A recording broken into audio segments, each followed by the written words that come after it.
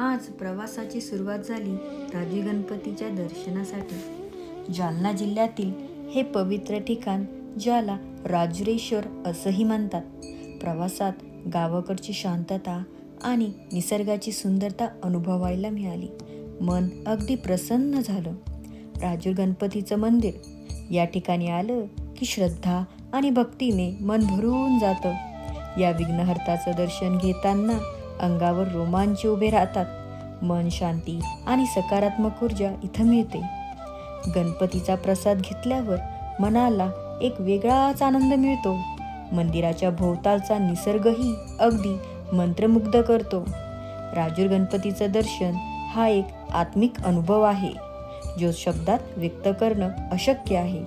जर तुम्ही इथं आलात तर नक्कीच अनुभवाल हा अनोखा आनंद.